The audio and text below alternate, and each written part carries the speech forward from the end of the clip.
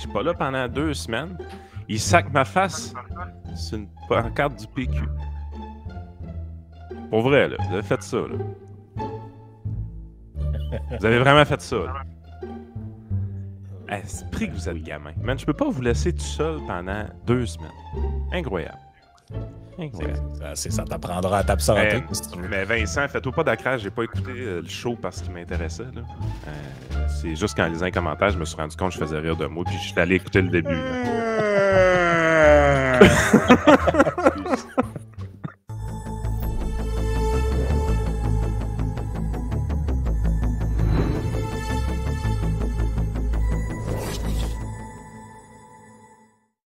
Vincent, tu me présentes ton invité aujourd'hui?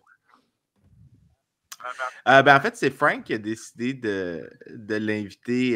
C'était une bonne suggestion.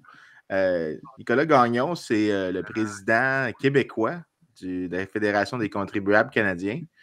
Et il est là pour nous parler de la taxe sur l'essence parce que c'est les vacances de l'été. Vous utilisez votre char un tout petit peu plus qu'en moyenne. Et combien est-ce que l'État décide de venir vous mettre un doigt dans le cul pour faire plaisir? Ça t'apprendra à jurer, Vincent, t'es comme resté jamais sur ce mot-là. C'est ça, dans le fond, avant que je te cède un peu la parole, Nicolas, vous avez sorti à la Fédération canadienne des contribuables votre rapport sur... En fait, c'est le 25e rapport annuel sur les taxes sur l'essence. Je vais le faire apparaître à l'écran, comme ça, les gens qui cherchent le document comme tel. C'est accessible sur votre site web, donc www.contribuable.ca, contribuable avec un S, dans la section salle de presse. Donc, vous avez le rapport là-dessus. Donc, vous revenez un peu sur, en fait, comment il faut comprendre le prix de l'essence au Québec. Et ça ne surprendra pas personne d'apprendre que les gens payent 61,2 cents de taxes au litre. C'est quand même des chiffres qui donnent le vertige un peu. Là. Peux-tu nous les ventiler un peu pour nous expliquer tout ce qu'il y a là-dedans? Oui, avec grand plaisir. Puis oui, c'est notre 25e rapport annuel, c'est-à-dire que c'est pas la première fois qu'on se fait avoir à la pompe, disons, là. Puis nous, on prend effectivement le temps chaque année de vraiment vulgariser le plus possible, pas juste pour les Québécois, mais l'ensemble des Canadiens sur la réalité fiscale qui touche le prix qu'ils payent dans les stations de service. Puis oui, comme vous pouvez le voir en arrière, là, j'ai la pancarte pour Montréal, qui est un petit peu plus chère même que celle qu'on a mise sur notre site web, essentiellement parce qu'à Montréal, il y a une taxe de plus qui est sur le transport en commun qui va avoir une influence d'environ 3 cents tout au plus. Donc, quand même 64,3 cents. Ça va pour Montréal, environ 61 cents pour le reste du Québec. Ça veut dire qu'en général, on ne paie pas loin de 30 de notre prix, dans le fond, 30 du prix du litre d'essence, qui est essentiellement des taxes. On s'entend que c'est très élevé, mais si on regarde, par exemple, l'ensemble des mécanismes qui s'appliquent sur le prix à la pompe au pays, en général, les Canadiens vont payer jusqu'à 39 de taxes. Donc, c'est quand même très élevé, on s'entend. C'est probablement un des biens les plus taxés qu'il y a pas au Canada. Et oui, nous, on prend le temps à chaque année de ressortir ce document-là parce qu'on s'entend que d'une manière ou d'une autre, c'est facile de le mettre à jour parce que les taxes continuent d'augmenter à chaque fois. Et essentiellement, il y a plusieurs mécanismes qui sont là de manière comment dire, permanentes et qui font juste augmenter le prix au fur et à mesure. On a entre autres, par exemple, la taxe sur le carbone qui, elle, est constamment revue à la hausse. On a aussi la double taxation qui veut pas. Puisque les autres taxes vont augmenter, ben, le phénomène des taxes qui se taxent sur les autres taxes, essentiellement, ça va aussi faire augmenter le prix graduellement de l'essence. Et ben, il faut dire que d'ici 2030, nos gouvernements ont quand même des objectifs en termes de contrôle des émissions de carbone. Donc, au niveau de la taxe sur le carbone, ne veut pas, c'est une taxe qui va être vraiment augmentée drastiquement au courant des prochaines années. Donc, le rapport est assez compréhensible de tout ça, mais oui, au Québec, on a une très mauvaise figure si on se compare avec les autres. Du moins, Montréal, surtout, est au 4e rang des endroits où est-ce qu'on paye le plus de taxes sur l'essence. Et c'est aussi le Québec qui est pas mal au 4e rang des provinces où ça coûte le plus cher faire le plein. Donc, présentement, on s'entend qu'on n'a pas une bonne figure et malheureusement, en fait, pas malheureusement, mais nous, on profite toujours de cette occasion-là pour sortir le rapport puis interpeller le gouvernement par rapport à son inaction, surtout sur ce dossier-là, parce que malheureusement, au Québec, on n'a pas eu le droit à une quelconque forme d'aide fiscale de la part du gouvernement pour les automobilistes. Il n'y a pas eu de réduction de la taxe provinciale sur l'essence, par contre, ou il n'y a pas eu de suspension de la taxe d'une quelconque manière. Tandis que dans d'autres provinces, au courant de l'année 2022 jusqu'à l'année prochaine, on voit en fait, plusieurs offres de ce type-là qui ont été faites, là, comme en Alberta ou en Ontario. Donc, nous, on profite du fait qu'on dénonce François Legault puis l'absence d'action, mais on dénonce aussi tous les autres mécanismes qui sont maintenus au Québec, que très peu de gens sont au courant d'ailleurs, comme le prix minimum de chargement à la rampe. Ou sinon le prix minimum estimé de l'essence de la Régie de l'énergie. Donc, c'est tous d'autres mécanismes qui s'ajoutent, qui font en sorte qu'au Québec, ben, le prix est artificiellement gonflé. Puis c'est une situation qu'on prend le temps de dénoncer à chaque année. C'est drôle, pareil, que ce genre de dénonciation-là viennent presque exclusivement de gens comme nous, comme la Fédération canadienne des contribuables, comme l'Institut économique de Montréal, bref, comme tous des gens ou des entités classifiés comme étant des méchants genres de droite, là.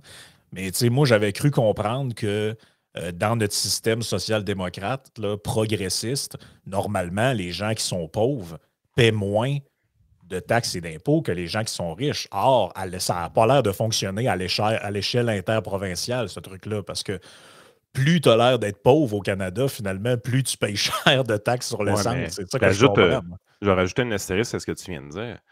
La portion du budget accordé à l'essence pour une famille de faible revenu versus une famille aisée, c'est pas la même. C'est vraiment pas la même.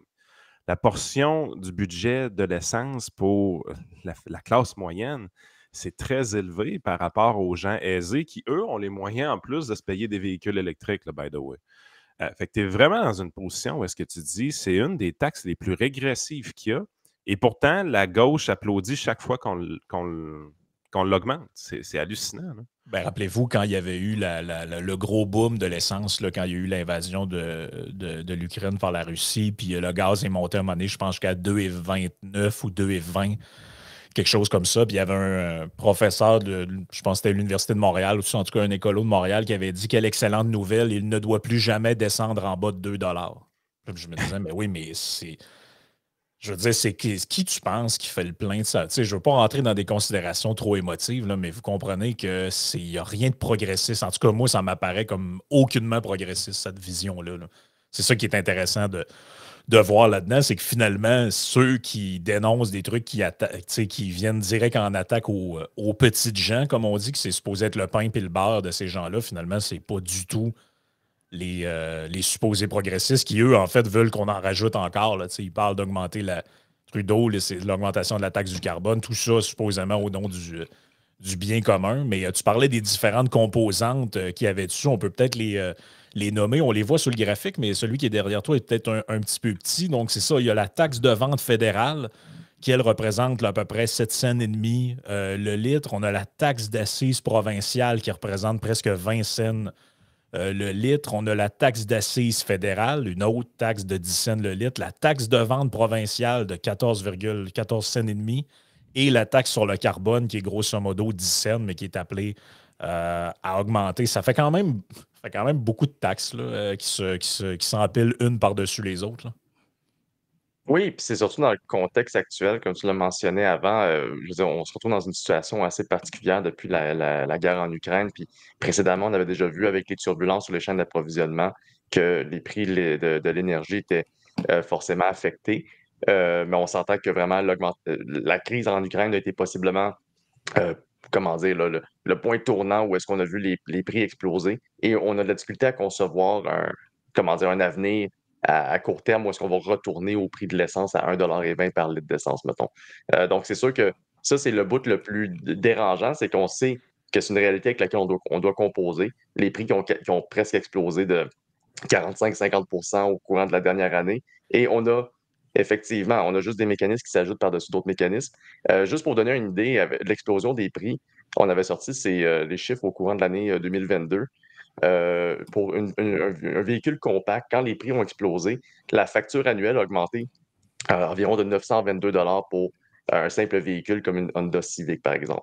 Pour un SUV, c'est environ 1017 $ de plus sur la facture annuelle. Puis pour, par exemple, un mid-size vehicle, donc on va prendre, mettons, un véhicule du style Chevrolet, mettons un F-150, peu importe, on parle d'environ 1167 $ de plus par année.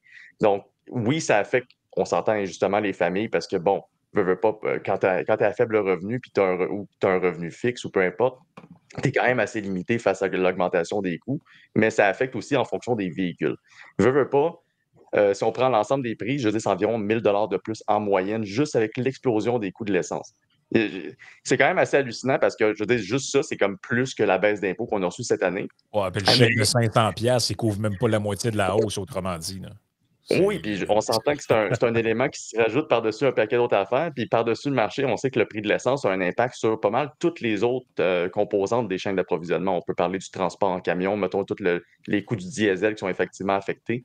Donc, c'est surtout ça qu'on prend le temps de dénoncer. Mais oui, pour venir à toutes les composantes sur le prix de l'essence, je veux dire, ça, on s'entend que c'est le minimum parce qu'après, on n'a pas calculé là-dedans la double taxation qui rajoute environ 6 cents. Essentiellement, pour ceux qui ne comprennent pas c'est quoi la double taxation, parce que c'est quand même un phénomène qui est bizarre, c'est on prend les taxes à la consommation, donc la TPS et la TVQ, puis dans le fond, on charge ça sur les autres taxes. Donc, mettons la taxe carbone en arrière de moins 9 cents, les taxes d'assises et la taxe sur le transport en commun, ben, tout ça est soumis à la taxe à TPS et TVQ, ce qui va amener environ un 6 cents de plus. Donc, en arrière de moi, ça monte plutôt aux alentours de 70 cents pour Montréal, 69 cents pour le reste du Québec. Et à ça, comme on pourrait parler effectivement du prix minimum de l'énergie, au prix minimum de l'essence, qui fait en sorte que peu importe ce qui arrive, peu importe la taxe que vous payez, vous ne pourrez jamais payer moins que ce qui est indiqué à la pompe à cause de la régie de l'énergie. Ça, on pourrait en discuter plus longuement, mais essentiellement, ça faisait partie de l'essentiel de notre sortie, en fait, sur le rapport. Mais ça, c'est un bout qui m'intéresse quand même beaucoup parce que on parle de taxation qui est cachée, évidemment. Une subvention indirecte aux entreprises pétrolières, si on veut. Parce qu'écoute, présentement, puis je regarde dans la région de Québec, puis je n'en parle souvent, puis il y a vraiment un phénomène qui se passe ici qui est assez spectaculaire. La plupart des stations d'essence cette semaine se sont tenues à 1,84 dans la région de Québec. On comprend que ce serait 1,20 et peut-être même un peu moins s'il n'y avait pas toutes ces taxes-là, mais on s'est maintenu à 1,84 pendant qu'au Costco, c'est 1,69. Et pendant qu'également des petites stations-service à Saint-Lambert, qui est à 15 minutes de Québec environ, se font une guerre présentement de prix et se maintiennent à 1,64 environ. Je sais qu'il y a une guerre de prix, je sais qu'il y a 20 sous d'écart, mais je sais également qu'ils ne sont pas en train de vendre leur essence moins cher qu'ils l'achètent. Ils ne sont pas en train de vendre en bas du cost.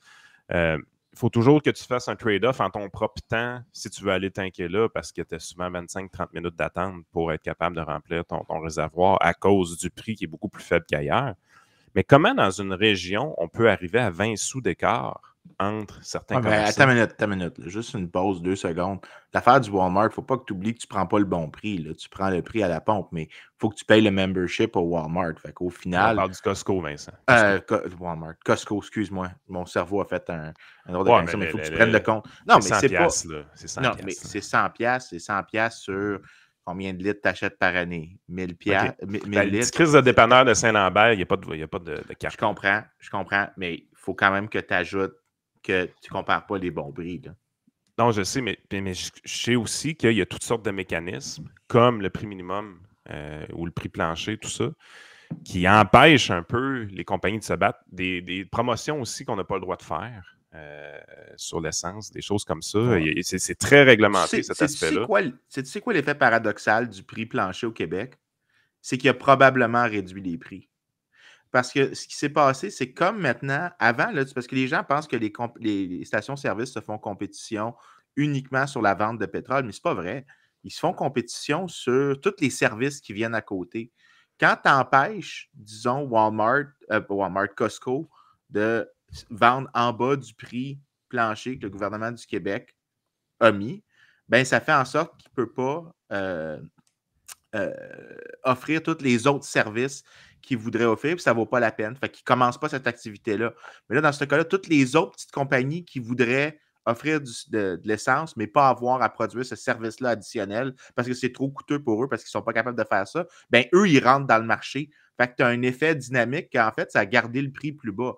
Mais ce qui s'est passé, par contre, c'est quand tu vas voir une station-service au Québec, regarde comment les stations-service au Québec sont absolument vides, n'ont pas autant de services que dès que tu croises la frontière et tu t'en vas en Ontario. On désuète. sont désuètes. Fait que tu as moins de services à côté. Fait qu'un des effets paradoxaux, puis c'était un gars de HEC qui avait trouvé ça, Jean-François Houd, un des effets paradoxaux, c'est que ça a juste éliminé toute la compétition sur d'autres marges. Puis les stations-service au Québec sont juste, ils offrent pas d'autres services. Fait que oui, tu payes ton essence peut-être moins cher à cause du prix plancher, mais au final, tu payes plus cher tous les autres services que tu voudrais avoir parce qu'il faut que tu cherches plus longtemps ou ils sont juste pas disponibles. Fait que c'est comme un des affaires un peu Mais weird ce que je voulais plus dire, c'est qu'on nous a présenté le prix plancher comme étant un moyen de prévenir le manque de compétition. Donc, c'était pour permettre aux petits joueurs, aux petites essenceries de ne pas fermer grâce au prix plancher. Ce que tu te rends compte, c'est que tu as l'impression dans la région de Québec où est-ce que les gros joueurs ont des prix très élevés, puis c'est les petits joueurs qui amènent le prix 20 sous plus bas, puis qui essaient justement de faire leur marque de cette façon-là. Là, tu es là, tu te dis, qu'est-ce qui se passe réellement dans le marché de l'essence? Puis, tu sais, c'est une frustration pour les gens parce que des écarts, comme quand c'est des écarts de 2-3 sous, ou même qu'il n'y a pas d'écart du tout à nulle part, les gens ils ont une frustration aussi. Ils se disent, écoute, j'ai l'impression qu'il n'y a personne qui compétitionne. Parce que quand tu vas aux États-Unis, tu fais le tour des essenceries, tu vois des compétitions. Tu vois qu'il y en a qui sont un peu moins chers, il y en a qui sont un peu plus chers avec service, il y en a qui sont un peu moins chers avec des pubs, ces stations sur les bornes d'essence quand tu remplis. Et en plus, la borne ne remplit pas très vite parce qu'ils veulent que tu écoutes la crise de pub. Tu sais, on voit qu'il y a toutes sortes de modèles d'affaires aux États-Unis, alors qu'au Québec, c'est un modèle d'affaires assez uniforme. Puis, tout le monde a à peu près le même prix généralement. Mais là, quand il y a quelqu'un qui dévie, il dévie par 20 cents. Fait que là, tu es là, tu te dis, qu'est-ce qui se passe au Québec dans ce système de compétition-là qui est déséquilibré, on dirait? C'est une très bonne question. Puis honnêtement, pour venir à ça, pour le prix de l'essence, ce qu'on oublie souvent, c'est qu'il n'y a pas juste, mettons, les taxes ou le prix minimum qui rentrent en ligne de compte. Il y a le coût du brut, il y a la marge du raffinage, marge de raffinage, il y a la marge bénéficiaire du distributeur, le prix minimum à la rampe également, qui est le prix qui est établi par la Régie de l'énergie pour l'achat des barils, où est-ce qu'ils établissent en fait un genre de prix juste pour l'acquisition de chaque baril qui va être ensuite distribué aux essenceries. Et dans le fond, tous ces mécanismes-là peuvent emmener une variance entre chaque région. Mais par exemple, à Québec, effectivement, on voit qu'il y a une grande différence de prix par rapport aux autres régions. Puis c'est drôle parce que, par exemple, on a une situation similaire si on va en Outaouais. Si, par exemple, vous allez à Gatineau, le prix est généralement plus bas que dans les autres régions du Québec. La principale raison, c'est parce que vous êtes à un pont de vous retrouver dans une autre province où est-ce que les prix sont moins élevés dans les stations de service. Essentiellement parce que, bon, l'Ontario, en général, les prix sont un peu plus compétitifs que nous. L'absence d'un prix minimum sur l'essence, peut-être que ça aide. Ils payent moins cher aussi en termes de taxes provinciales. Présentement, c'est 9 cents versus nous 19 cents. Et Et eux, ils ont Nicolas, vu une réduction de leur. Je pense que c'est 5,7 cents de moins qu'ils payent présentement à cause de la réduction qui a été offerte par le gouvernement Ford. Et ils payent plus cher sur le carbone, mais au final, ils sont gagnants au change. Donc, c'est ce qui fait en sorte qu'il y a une distinction de prix. Puis Gatineau n'a pas le choix de maintenir des prix, ne serait-ce qu'un peu plus intéressants versus le reste du Québec pour s'assurer que tous les automobilistes ne se retrouvent pas de l'autre côté de la rivière des Outaouais. je pense même qu'il y a un rabais. Il y a un rabais de taxes aussi pour les régions limitrophes offertes par le gouvernement du Québec, si je ne me trompe pas. Oui, ben, en fait, je pense ben, pas que je pense, la fameuse taxe provinciale est modulée à certaines régions. De la même manière que le prix minimum sur l'essence, puis ça, c'est pour ça que j'ai toujours un peu de difficulté à trouver en fait le calcul exact qui est fait parce que d'un, c'est la Régie de l'énergie, ils ne se basent pas sur une autre forme de calcul qui est faite à l'étranger. C'est vraiment leur propre mécanisme interne et c'est appliqué en fonction des régions et des sous-régions du Québec. Donc, il peut y avoir des variantes d'une région à une autre qui font en sorte que tu n'as pas vraiment l'indicatif clair sur laquelle la régie va se baser pour établir ce qui est un prix minimum ou ce qui ne l'est pas, parce que dans certaines régions, comme justement à Québec, le prix va être plus bas que, par exemple, à Montréal, où on paye plus de taxes sur l'essence, mais on paye moins cher l'essence. C'est quand même drôle de paradoxe. Mais au final, cette inégalité-là amène quand même beaucoup de problématiques. Mais le plus problématique pour nous, c'est ce fameux prix minimum sur l'essence. Justement, ça empêche les essenceries de vendre leur essence moins cher, donc d'être plus compétitif. Et essentiellement, ça a été mis en place, je pense, en 1997 par un gouvernement péquiste. Je ne sais pas si c'était le ministre Parizeau. Béchard ou autre qui avait fait ça à l'époque. Mais à la base, le but, c'est pour éviter le dumping, pour éviter que des compagnies pétrolières étrangères débarquent, mettent les prix plus bas, fassent en sorte que les essenceries québécoises disparaissent. Mais ce qui est ironique, c'est que, comme l'a dit Vincent, de un, ça maintient quand même à certains niveaux le prix un peu plus bas. Mais d'un autre côté, ça n'a pas protégé les essenceries québécoises non plus. Il y a eu quand même une diminution tant dans la qualité puis le nombre au cours des dernières années, ce qui démontre que vraiment le mécanisme du prix minimum n'a pas vraiment sauvé la mise comme c'était supposé être le cas. Et par-dessus le marché, c'est un prix qui va maintenir artificiellement, pas un prix, un mécanisme qui maintient artificiellement les prix plus élevés. Pourquoi? Parce que si vous êtes une essencerie, que vous soyez québécoise ou pas, et vous essayez de réduire votre essence, par exemple, en bas du seuil qui est établi par la Régie de l'énergie, votre compétiteur de l'autre côté de la rue, s'il n'est pas content, il peut vous envoyer une mise en demeure qui est approuvée par la Régie de l'énergie, qui vont recevoir une copie pour la conserver dans leurs archives. Et si vous ne soumettez pas, en fait, à cette nouvelle... en fait, à cette mise en demeure-là, soit vous avez des pénalités, soit vous pouvez même être emmené à fermer vos opérations, bien sûr, après toutes les dédales juridiques qui pourraient suivre. Au final, vous êtes obligé d'augmenter. Il faudrait quand même souligner qu'il y a quelque chose de vraiment intense ici. Comment est-ce que l'État crée lui-même des problèmes qui ensuite créent d'autres problèmes que l'État va devoir venir régler? C'est fou. Fait que, tu sais, l'aspect, c'est vrai qu'il y a une baisse du nombre de petits détaillants d'essence au Québec, mais la baisse est beaucoup moins forte qu'ailleurs dans le Canada. Puis le prix plancher explique vraiment ça. Mais ce que tu vois, c'est vraiment une baisse plus prononcée qu'ailleurs dans le Canada dans toute la qualité des services qui sont offerts. Par contre, la chose qui est vraiment weird, puis qu'on oublie, puis qui explique bien pourquoi il y a des différences entre régions au Québec, c'est qu'au Québec, il y a une raffinerie qui reste.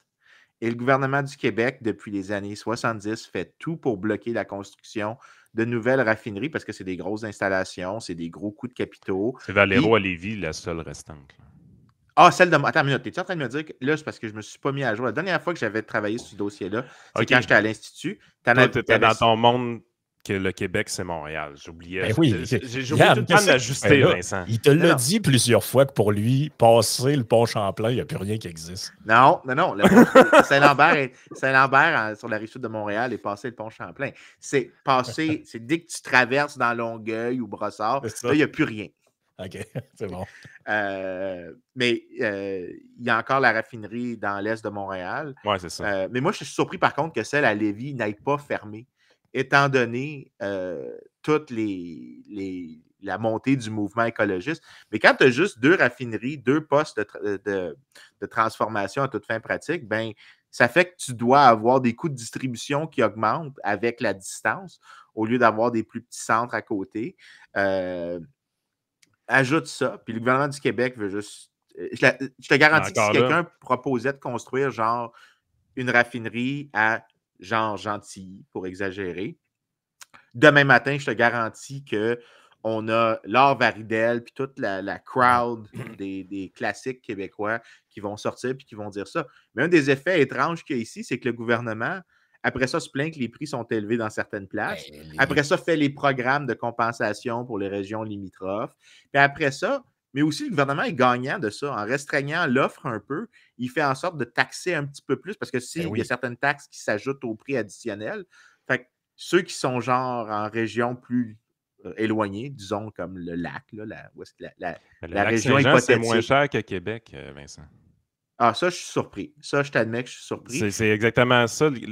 Mais l'effet d'augmenter les prix, c'est qu'après ça, le gouvernement lui-même bénéficie de la politique. C'est ça. Le gouvernement de restreindre l'offre. Après ça, ils vont faire campagne en disant les prix sont trop élevés. Et là, à un moment donné, Batin, il faut que tu réalises que tu es une partie du problème. Là. Mais c'est ça, mais le gouvernement n'a aucun intérêt à faire baisser les prix. Plus les prix sont hauts, plus il récolte de cash à chaque fois que vous allez faire le plein dans votre véhicule.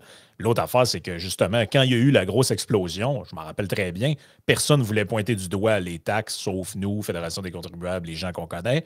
Et les politiciens, même de l'opposition, entre autres, je me rappelle très bien, un certain chef du PQ, lui, il disait « Ah, ben là, si le problème, c'est les marges de profit des raffineries. » Mais il ne dira pas, pour contrer ça, on va mettre plus de compétition en faisant donnant des permis pour ouvrir des raffineries. Exact. Il disait quoi? Il disait même pire, il dit, à cette heure qu'on a déjà mis le prix plancher, on va mettre un prix plafond. Vous rappelez-vous de celle-là? Il avait proposé qu'on capte... ça? Ben oui, le PSPP a proposé, il y a peut-être 6 mois, 1 an, qu'on mette un prix plafond à genre 1,60 sur l'essence. Ah oui, je me rappelle. En plus, c'est ça. C'était un prix plafond fixe carrément out of nowhere. Quand tu mets un prix plafond puis un prix plancher, tant qu'à y être, fais juste nationaliser. Je veux dire, T'es en train de dire à l'industrie que c'est toi qui va déterminer le prix. À ce stade-là, au moins, quoi que je devrais pas dire ça en joke, parce que depuis les ananas de la Côte-Nord, j'ai vraiment peur de donner des idées à la CAQ quand je suis sarcastique, parce que je pense qu'ils n'ont pas le wire du sarcasme, là, puis ils pourraient peut-être nationaliser l'industrie juste parce qu'on a niaisé. Ah, tabarnak, t'es pas sérieux. Je pensais que tu avais mal interprété. Ah non, il n'y a pas d'ambiguïté. Excuse-moi, non seulement j'avais bien interprété, mais j'étais exactement sur le bon montant, 1,60 le litre. C'est là que je me rappelle que, étant souverainiste, je suis vraiment devenu souverainiste en dépit du meilleur effort du PQ de me convertir à la souveraineté. Et je pense si le PQ n'avait pas été là, je serais devenu souverainiste 10 ans plus tôt. Et je pense qu'en plus, son argument massu, pour boucler la boucle de toute cette niaiserie-là, son argument massu, c'est la France l'a déjà faite. Si j'ai cet argument-là. Moi, cet argument-là est pour moi... C'est tellement le pire argument. En fait, c'est probablement le meilleur argument pour ne pas faire quelque chose. Tu sais, fait est que la France est un pays qui est en... Tu regardes... Écoute, je veux juste souligner, ils ont eu des petites émeutes récemment. En grande partie parce qu'il y a des gens au bas de l'échelle qui ne sont pas capables de se trouver des emplois puis d'avoir des conditions de vie décentes. Fais juste souligner ça de même. Peut-être que si la France le fait, c'est une bonne raison de ne pas le faire. Ah non, c'est incroyable. Mais une des affaires, justement, tu l'as brièvement mentionné, Nicolas, mais qui m'avait attiré mon attention dans le papier, justement, c'est ce qui est écrit ici. Tu dis « Des essenceries ont reçu des mises en demeure de leurs concurrents parce qu'elles ne vendaient pas leur essence assez cher aux automobilistes. » Moi, j'entends ça, je capote. Là. Ah non, mais c'est parce que... Est-ce que les gens qui nous écoutent, je ne sais pas s'ils le réalisent, là, mais d'un, il y a ça, mais de deux, il y a... Dans toutes les mesures qui ont, tu regardes les justifications qui étaient données sur le prix minimum, celles qui sont données sur le prix, qui étaient données par PSPP sur le prix plafond, ce genre de trucs-là, à aucun moment dans le discours, il n'y a l'intérêt du consommateur, du contribuable. Jamais. Aucun moment. Tout ce qui compte, c'est l'intérêt d'une couple de business qui vendent du gaz, soit les gros, soit les petits, soit l'intérêt du gouvernement à ramasser le cash pour soi-disant le bien commun, mais à aucun moment... écolos. C'est ça. Mais à aucun moment, il y a quelqu'un qui arrive avec l'argument de dire ben écoutez, effectivement, s'il y avait des grosses entreprises qui arrivaient et qui vendaient le cash moins cher, le gaz moins cher, savez-vous quoi? Ce serait bon pour les gens qui le consomment, c'est-à-dire 99% du monde. Non, absolument. Pour revenir tantôt, quand Vincent parlait de nationalisation, c'est drôle parce on serait les premiers à nationaliser l'ensemble des prix qui sont par rapport à l'énergie sans même qu'on soit les producteurs. Parce que le Québec, il faut le rappeler, on est 100% dépendant du pétrole et du gaz qui vient d'ailleurs pour tous nos besoins. Puis c'est un besoin qui est croissant. Fait que notre dépendance fait juste comme continuer fait juste continuer à aller de même. Mais pour venir à ce que tu mentionnais pour les fameuses mises en demeure, juste pour vous donner une idée, en 2021-2022, c'est 547 mises en demeure qui ont été envoyées, qui ont été enregistrées par la Régie de l'énergie au courant de cette année fiscale-là. Puis en plus, eux, ils sont contents parce qu'ils célébraient quasiment ça parce que c'est une diminution de 60% par rapport à l'année précédente. Aïe, Il y a enregistré pas loin de 1163 mises en demeure. Donc, c'est comme 2 à 3 par jour, littéralement, qui est envoyé pour s'assurer à ce que les essenceries continuent à maintenir les fourrer le monde. Plus élevés. Exactement. Et je ne sais pas s'il y a eu des essenceries. Ah, t'es grossier, Yann. Ah, ben là, tu sais, c'est langage guerrier. Mais en demeure, tu ne faut pas assez le consommateur. Voyons, sacrifice. C'est carrément ça. Je ne peux pas trouver un autre terme que ça. Puis le pire, c'est qu'il y a possiblement des essenceries qui se sont réveillées plusieurs fois. Tu sais, quand on regarde le phénomène, c'est aussi dans certaines régions du Québec où c'est plus souvent pratiqué. Je ne sais pas si la région de Québec, précisément, est plus visée par ce genre de pratique ou est-ce que les essenceries s'essayent à essayer de réduire leur prix, considérant que le prix, généralement, il est plus élevé dans la région. Mais d'une manière ou d'une autre, c'est quand même, juste en 2021-2022, c'est 547 occasions manquées pour les automobilistes. Puis, tu sais, d'une manière ou d'une autre, on m'avait posé la question quand on a fait notre conférence de presse. Ouais, ben, tu sais, là, les chiffres sortent pour 2022, 2023, ainsi de suite. Puis il y en a moins, il y en a plus, il y en a autant. C'est quoi votre réaction? Je suis comme, ben, notre réaction, c'est la même. Il n'est même pas supposé en avoir une. Il n'est pas supposé avoir de mise en demeure pour forcer les essenceries à maintenir leur prix plus élevé. Surtout quand tu compares avec le reste du pays. Si je ne m'abuse, il y a juste la Nouvelle-Écosse qui a un prix minimum sur l'essence. Puis eux, c'est un mécanisme qui passe par le gouvernement. Incroyable. Oui, la Nouvelle-Écosse, c'est le paradis sur Terre. Absolument. Il y a des gens là, qui se déplacent en quantité phénoménale. Chaque année, là, c'est comme la Floride ou le Texas. Tu as 100 000 personnes qui s'en vont en Nouvelle-Écosse. Surtout que la Nouvelle-Écosse, en plus, c'est drôle parce qu'il y avait un système de taxe sur le carbone qui est à peu près similaire à celui du Québec, ce genre de système de plafonnement et d'échange. Puis soudainement, ils sont comme. Tu sais, la Nouvelle-Écosse, c'est une drôle d'histoire parce qu'il y avait un système de taxes comme nous autres, sauf que c'était une des provinces qui avait le plus réduit ses émissions au cours des dernières années. Puis c'était la province qui payait le moins cher sur le carbone. Par rapport à toutes les autres provinces, là. Je pense au cours des 10 dernières années, ils ont baissé comme de genre 20% leurs émissions de GES. Fait que c'est comme une réussite. Puis il y avait un des plus bas prix sur le carbone. Fait que tout le monde disait, ben, peut-être que finalement, de mettre un fort prix sur le carbone, c'était pas la meilleure solution. Mais Stephen Guilbeault, le gouvernement Trudeau, au courant de l'année 2000, au début de l'année 2023, ils ont décidé que finalement, la taxe carbone fédérale, dans ces standards, va s'appliquer aux provinces maritimes, y compris la Nouvelle-Écosse, le Nouveau-Brunswick, etc. Donc, ben, le Nouveau-Brunswick, c'est déjà le cas, mais la Nouvelle-Écosse et Terre-Neuve, ce n'était pas encore le cas, ainsi que l'île du Prince-Édouard. Et du jour au lendemain, ben, leur prix a augmenté de 10 cents, juste pour qu'ils puissent s'ajuster dans le fond, aux standards fédéraux sur le carbone. Puis, ce qui fait en sorte que le Québec, présentement, aussi ironique que ça peut être, on est la province qui paye le moins cher sur le carbone présentement par rapport à toutes les autres provinces canadiennes. Et on est la seule province qui n'est pas non plus soumise à un régime de la taxe carbone fédérale, c'est-à-dire qu'on a notre propre système à nous avec la Californie. Et ça devient un contentieux. Hein? Quand tu lis les médias en dehors du Québec, c'est pointé du doigt cette affaire-là qu'on a un break au niveau fédéral par rapport aux autres provinces. Et ce break-là va s'accentuer dans les prochaines années. Quand tu regardes les hausses qui sont prévues par les gouvernements au niveau de la taxe carbone québécoise versus fédérale, on va accentuer notre écart qui va faire en sorte qu'on va être moins fort qu'ailleurs. Et les autres provinces nous pointent du doigt comme étant la province qui a encore une fois un avantage par rapport aux autres. Et à mon avis, ça va devenir litigieux dans le futur, cette affaire-là. Fait que c'est ça qui est vraiment stupéfiant, je trouve, avec le Québec. Comment qu'on fait pour être dans les plus chers si en plus, on a certains breaks? On a vraiment l'impression qu'il y a un manque de modernité, que la compétition est faible au Québec entre les essenceries. Puis, ironiquement, c'est probablement la place au Canada la plus réglementée, la plus surveillée, puis qu'il y a une régie de l'énergie qui s'assure qu'il n'y a pas de compétition déloyale. La régie de l'énergie, là, son rôle, c'est pas supposé. Théoriquement, je mets des gros guillemets, la régie de l'énergie, son rôle, c'est pas de protéger le consommateur, c'est de protéger le dépanneur. Non. Arrêtez, là. Ça, on va y aller avec le classique. George Stigler, 1971. Le but d'une agence gouvernementale n'est pas de servir l'intérêt public, mais bien de servir l'intérêt de l'entité réglementée. C'est largement ça. Ça s'appelle la théorie de la capture réglementaire.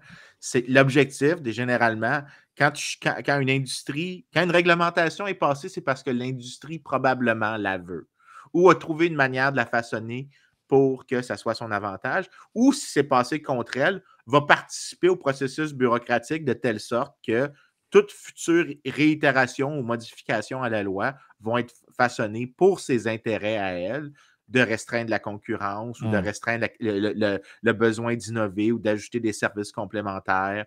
Le but de la réglementation, c'est jamais de promouvoir la concurrence. L'origine des lois sur la concurrence au Canada, les gens aiment ça avoir l'idée que le bureau de la concurrence s'est émergé parce que c'était pour aider les consommateurs. Ceux qui voulaient le premier bureau de la concurrence au Canada, c'était des industries qui n'aimaient pas ça, que leurs concurrents baissaient leur prix beaucoup plus en bas des leurs.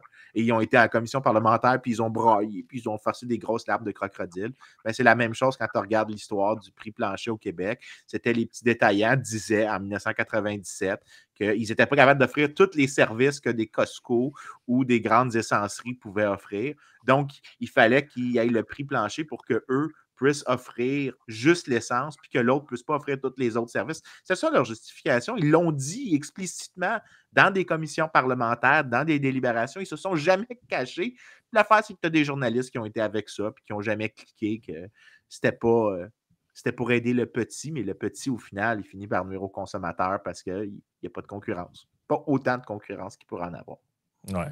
La réception de tout ça, Nicolas, parce que Vincent a amené les médias, la réception de tout ça, ça ressemble à quoi là, de la part des médias? Tu as parlé de la conférence de presse. Bon, là, nous autres, on t'invite. Je sais que tu étais à quelques autres places, mais est-ce que vous avez de l'écho un peu? Parce que je sais qu'il n'y a pas si longtemps que ça, là, je ne sais plus trop ce que vous aviez sorti, mais le ministre Fitzgibbon, là, vous avez attaqué en disant c'est un genre de. Ça, c'est une badge d'honneur. Hein? Un petit think tank démagogue, eux autres, ou je ne sais plus trop ce qu'il avait dit. Là. Lui, il aime ça. Tu fais sa voix, Frank?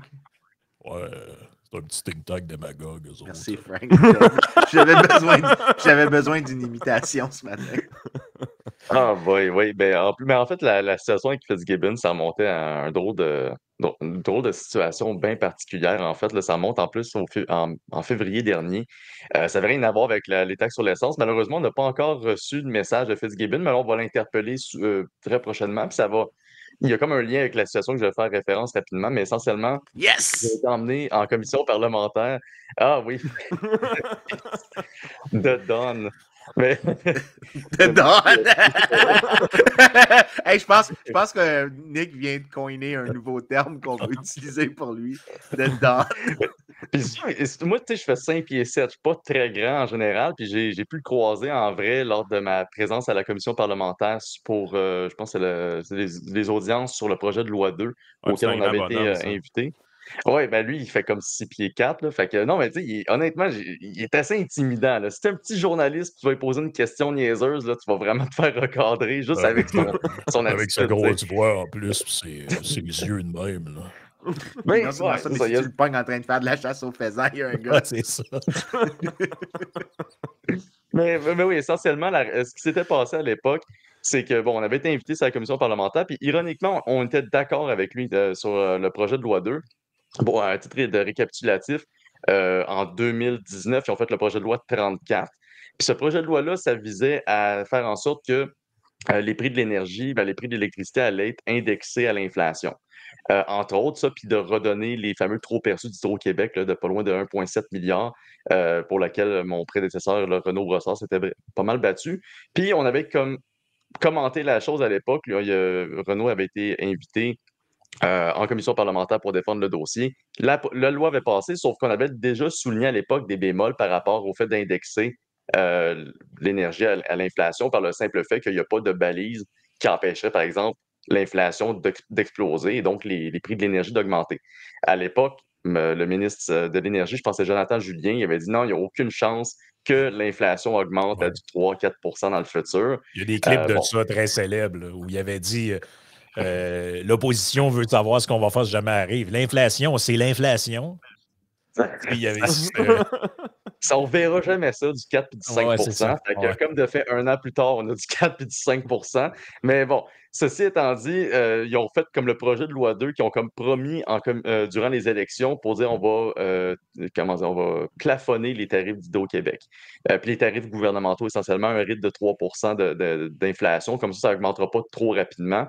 Si jamais l'inflation est plus que 3 ben, ça va quand même être capé à 3 Donc, nous, on trouvait l'idée intéressante sur le coup parce que ça force plutôt Hydro-Québec à jouer elle-même avec ses ressources plutôt que d'augmenter les prix en se basant sur les avis de la Régie de l'énergie comme si en était. Là, ils sont comme soumis à une indexation de 3 ce qui fait en sorte que ben, si jamais leur coût opérationnel augmente trop, ben, c'est eux qui doivent faire le ménage dans leurs dépenses pour s'assurer de ne pas avoir refilé cette facture-là aux consommateurs. Bref, le projet de loi d'eau, on l'avait trouvé intéressant, j'ai été le défendre, puis c'était carrément le projet de loi de M. Fitzgibbon. Fait jusqu'à maintenant, tout le monde est sur la même longueur d'onde, sauf que nous, on veut accélérer les choses. On n'a pas de retour de savoir quand est-ce que le projet de loi va être adopté. Et vu qu'on a plusieurs milliers de supporters au Québec, ce qu'on fait généralement, c'est des call to action. Donc, on envoie des courriels à nos supporters pour leur dire voici le courriel de M. Fitzgibbon, écrivez-y, puis dites-lui de baisser les prix sur l'essence. Donc, comme de fait, en fait, de plafonner comme ils ont promis plutôt. Et comme de fait, nos supporters qui sont très motivés ont envoyé des milliers de courriels à M. Fitzgibbon et à son cabinet de ministre.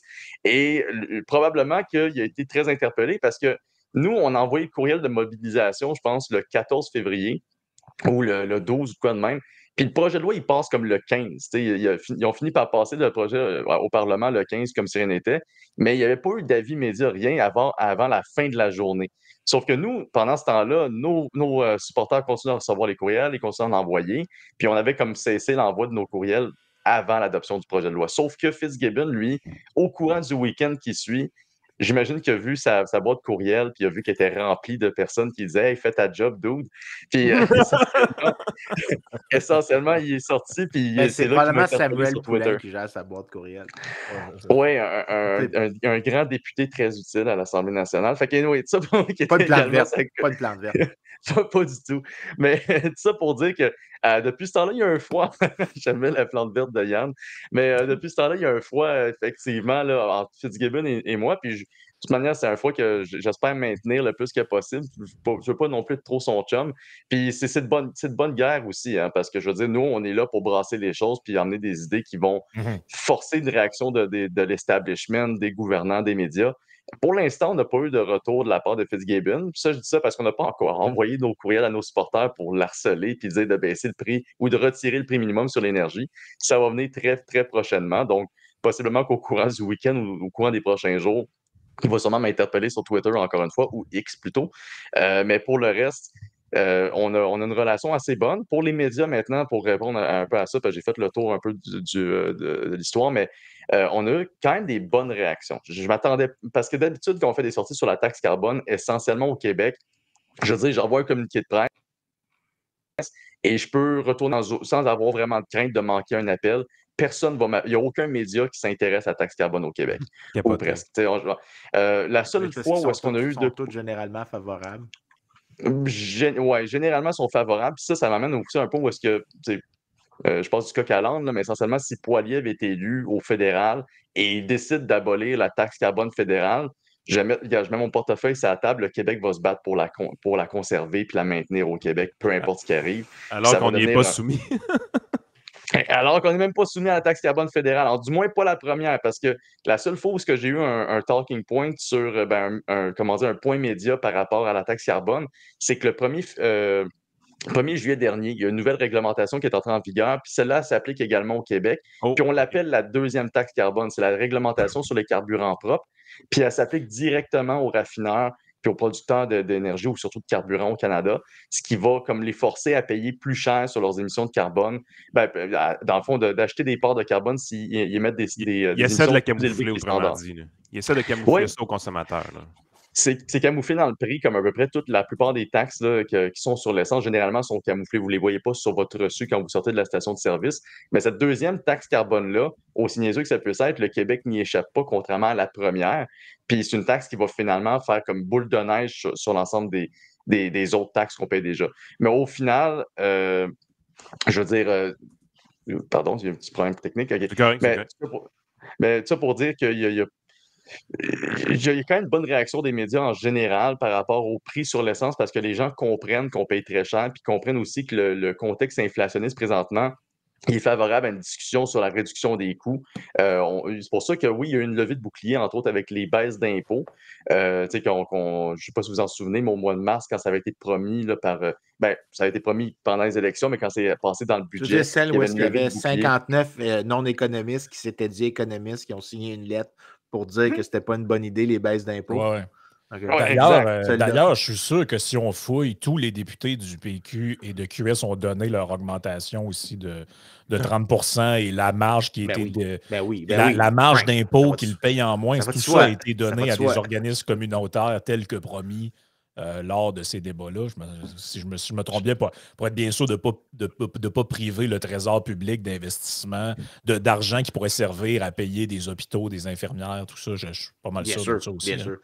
Je pense que c'est la directrice des communications de l'IRIS qui avait dit qu'elle allait redonner sa baisse d'impôt à un organisme de charité. Mais je pense ouvrir un organisme de charité, Vincent's Caribbean Islands, donné généreusement.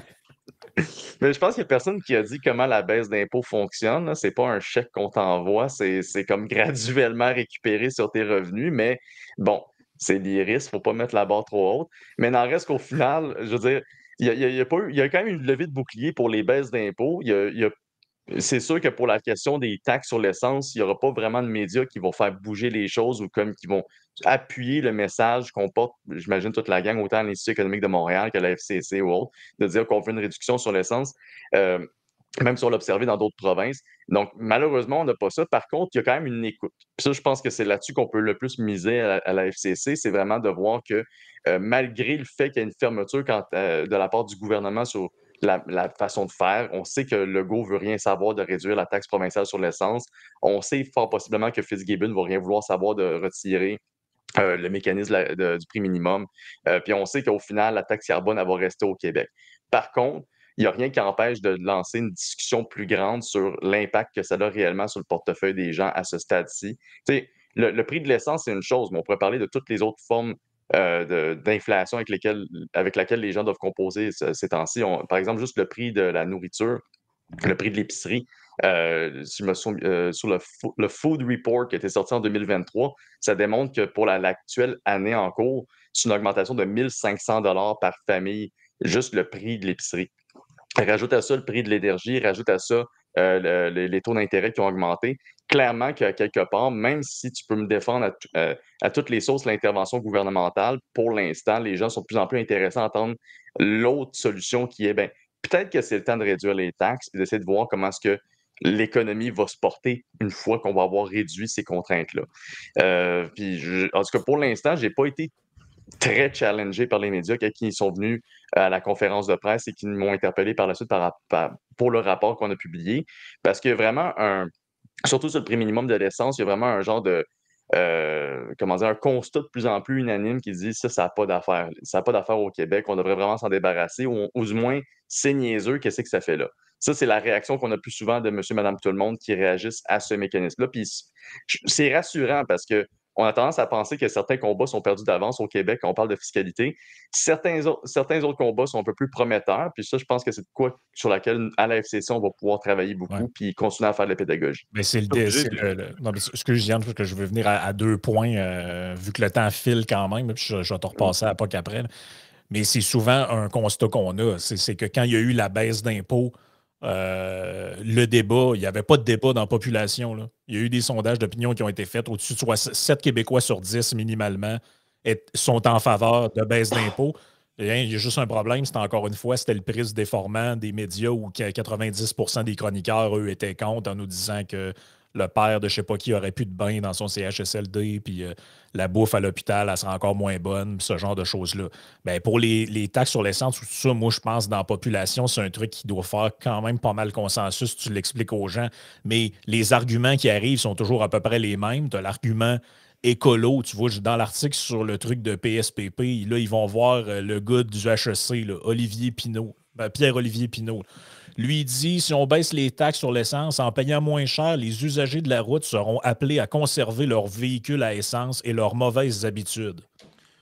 Écoute, du moment que c'est ça ta vision, il n'y a plus aucune. Tu avais Alexandre Taillefer qui disait la même chose à un moment donné en 2015. Il disait le prix de l'essence devrait être en haut de 4 $. Ah oui, comme ça, tout le monde prendrait le métro de Chibougamau, le métro de Robertval.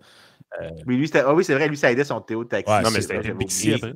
Deuxième argument, c'est à ça que je voulais qu'on vienne, parce que ça, c'est vraiment une légende urbaine qui est racontée sans arrêt, c'est que ils vont écouter ta présentation, ils vont dire ah ouais, on comprend Nicolas, on comprend toute la patente, mais de toute façon, ça a été prouvé maintes fois que quand on baisse les taxes, et ça rejoint, tu parlais de l'épicerie, c'est un peu la même théorie, c'est ce qu'on appelle la théorie de la greedflation, c'est que si tu baisses les taxes ou si tu baisses les prix, de toute façon, les entreprises animées par une avarice tellement puissante vont augmenter les prix pour s'en fourrer plein les poches.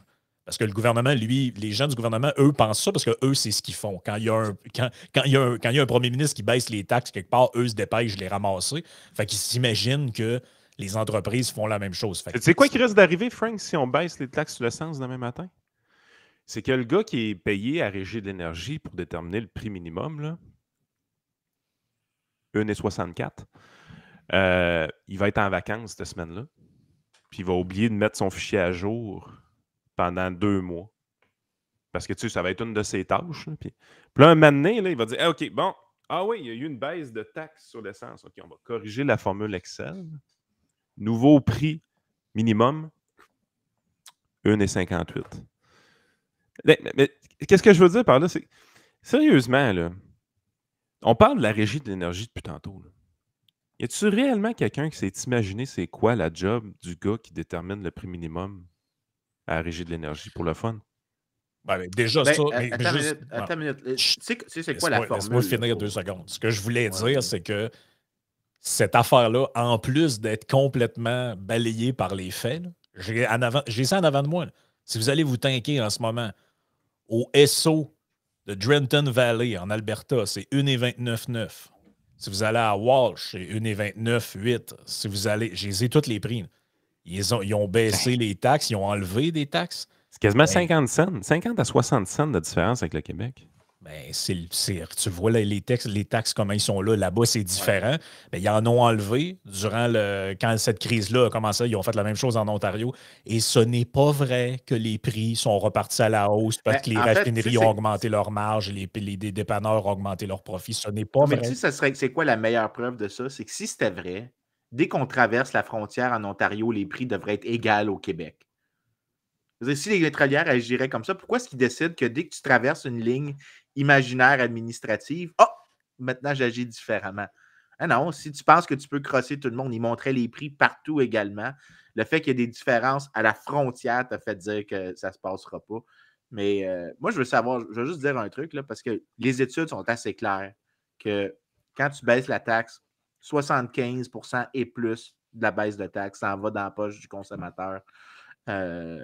Puis plus le temps avance, plus ça doit frauder 100%. Oui. Puis ça c'est 75% des effets bénéfiques.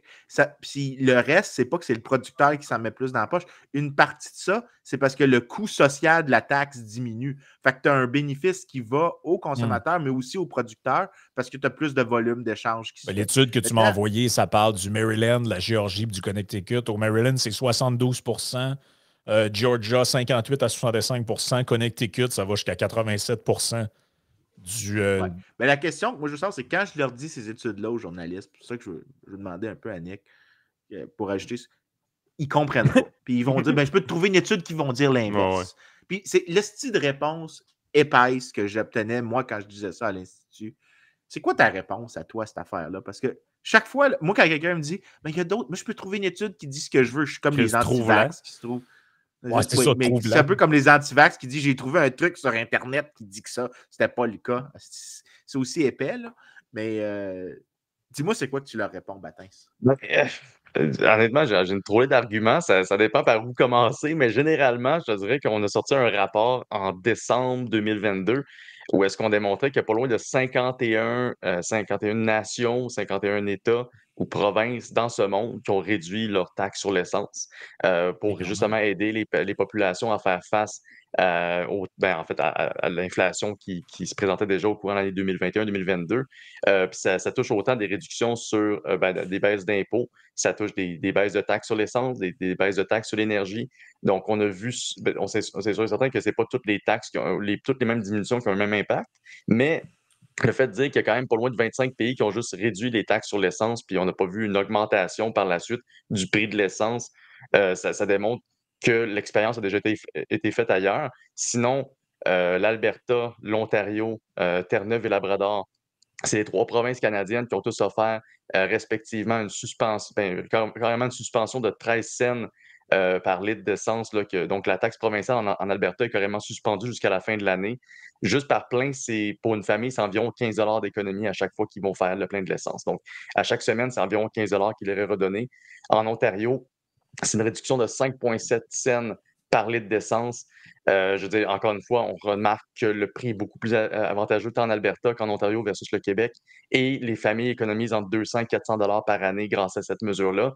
Et jusqu'en mars 2024, même chose, Terre-Neuve et Labrador, c'est une diminution de 7 cents. Et encore une fois, on se retrouve avec des prix plus avantageux.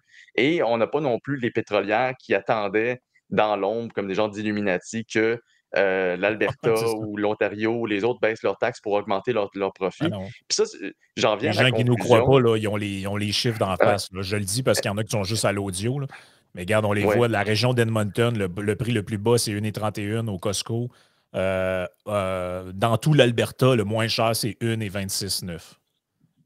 Dans un petit bled quelque part, là, mais là, c'est ça les prix qu'on a. Région de Calgary, c'est un petit peu plus cher à 1,37. Je dis un petit peu plus cher, c'est des prix qu'on rêverait d'avoir dans le coin. Ça, c'est les prix genre niveau pré-pandémique Québec. Là. Exact. Puis écoute, moi, j'étais à Laval en ce moment, puis c'est 1,80 $. Fait que, mettons que, je sais pas, ça ressemble à quoi à Québec, mais j'imagine qu'on doit être pas loin du 2 $. Puis ça, c'est si vous mettez juste du régulier. Parce que si vous mettez du diesel ou vous mettez du super dans votre véhicule, automatiquement, ça augmente pas mal plus rapidement. Puis il y a aussi une chose qu'il faut beaucoup adresser au Québec, parce que ça a été rappelé pas mal au courant de l'année 2022 sur la question de la réduction de la taxe provinciale. C'est le fameux mythe. J'appelle ça quasiment le mythe fondateur là, qui est derrière cette notion que les pétrolières vont toujours essayer de manger le moindre marge de manœuvre que le gouvernement nous donnerait. Puis ça, c'est basé sur un événement qui a eu lieu en novembre 1983. À l'époque, le ministre, je pense que le ministre des Finances était M. Parizeau. Il avait décidé de réduire de 25 le prix de la taxe provinciale sur l'essence à l'époque pour donner un peu de répit aux automobilistes, considérant la crise énergétique qui avait lieu qui avait en cours à l'époque. Sauf que 6 mois plus tard, ils se sont rendus compte que malgré la réduction de la taxe sur l'essence, les prix avaient augmenté. Fait que là, ils ont décidé de faire une commission parlementaire pour essayer de savoir pourquoi est-ce que les prix avaient augmenté. Et ils ne sont pas arrivés à une conclusion. Ça, c'est le point le plus important. Mais les cerveaux François ont été Legault, marqués au fer rouge à cette oui, époque-là. exactement, parce que François Legault puis Luc Godbout de l'Université de Sherbrooke et tout ça ont ramené cette étude-là de l'avant. Le ministre Éric Girard, ministre des Finances, a également C'était-tu une ramené étude l'étude. ou c'était un rapport de commission? C'est un rapport Parce que de la commission, mais ils ont. c'est pas la même chose, là. Non, c'est ça. Mais ils n'ont jamais fait d'études empiriques. C'est plutôt ben, c'est parce que Luc Godbout a fait une étude récemment, puis il mentionnait le rapport là-dedans. Mais cette étude-là a été citée par Éric Girard. Mais en tout cas, de fil en aiguille, le rapport comme tel était non concluant. Ils n'ont jamais déterminé qu'est-ce qui était responsable de la disparition de cet écart qui avait été, de cette marge de manœuvre qui avait été redonnée aux Québécois. Est-ce que c'est à cause des méchantes pétrolières qui attendaient que le Québec réduise sa taxe pour augmenter leur prix, ou si c'est juste dû aux impératifs du marché, à l'offre et à la demande? Eux autres sont restés carrément sur leur fin là-dessus. Ils n'ont pas été plus loin. Puis depuis ce temps-là, on a encore cette vieille mentalité que si on baisse les taxes à quelque part, ne serait-ce que sur l'essence, ben, le gros joueur va essayer de tirer profit de cette situation-là, même si on n'observe pas ce phénomène-là nulle part où ça a eu lieu. Bien sûr, on peut s'imaginer que les pétrolières vont essayer de tirer profit d'une situation. Je veux dire, n'importe quelle entreprise privée, même dans l'énergie, va tirer profit d'une situation si ça peut lui permettre de faire des profits, d'améliorer sa marge, sa marge de bénéfice, etc. Sauf que de prétendre qu'ils vont le faire uniquement parce que le gouvernement agit pour nous donner une marge de manœuvre à nous, puis que les pétrolières vont en profiter, puis personne ne va s'en rendre compte, c'est quand même assez enfantin puis ridicule. Puis malheureusement, c'est un mythe qui est encore perpétué, mais c'est généralement par les mêmes personnes qui pensent que taxer a un impact quelconque sur l'environnement, par exemple, qui vont défendre bec et ongle les taxes sur le carbone. Puis ça, c'est un point que je voulais juste ramener à la fin, juste pour vous donner une idée de l'impact réel que va avoir la taxe carbone, parce que ça, c'est essentiellement c'est le loup dans la bergerie pour l'instant. C'est-à-dire que les gens au Québec, comme dans plusieurs provinces, semblent accepter la taxe sur le carbone, mais ils ne savent pas exactement ce que ça va représenter réellement d'ici 2030, parce que ça, c'est un objectif bien réel pour le gouvernement. En ce moment, on paye 9,9 cents ou environ 10 cents par litre d'essence au Québec sur la taxe carbone. En 2030, on va payer 23 cents par litre d'essence. Au Canada, en moyenne, les gens vont payer pas loin de 54 cents par litre d'essence en taxe carbone, en fait. Donc, en prenant en combinaison la première taxe carbone fédérale et la nouvelle réglementation sur les carburants propres. Et ça, il n'y a pas grand monde qui semble être vraiment au courant de ça, parce que, je veux dire, juste pour vous donner une idée, si vous capotez sur le 64,3 cents par litre d'essence qu'on a à Montréal, en 2030, les taxes combinées avec les taxes sur le carbone, ça va représenter 97 cents par litre d'essence. Donc, l'essence à 3 $ le litre, c'est très facile à s'imaginer ça. Et pourtant, je veux dire, 2030, c'est pas si loin que ça. On est à la moitié de l'année 2023. C'est dans 6 ans et demi qu'on prévoit une augmentation aussi drastique des taxes uniquement sur l'essence, et sans oublier qu'il y a toute autre chose qui peut augmenter d'ici là, dont le prix du brut lui-même. Mais ces illuminés-là, eux, dans leur tête, d'ici 2030, c'est pas grave, parce que de toute façon, tout le monde va rouler en Tesla d'ici là, puis en Nissan Leaf. Fait qu'il n'y en a pas de problème. Mais qu'est-ce que vous dites là, vous, M. Gagnon? De toute façon, d'ici 2030, là, le parc automobile sera complètement électrifié, là, vu les objectifs ambitieux de décarbonation du arrête, Québec. Frank, arrête, j'ai cette voix-là. Non, mais Là, je suis c'est ta seule sûr. limitation que je suis pas capable de. Oui, mais je suis sûr que s'est déjà fait dire un truc de même. Ou Ah, semblable à ça. Là.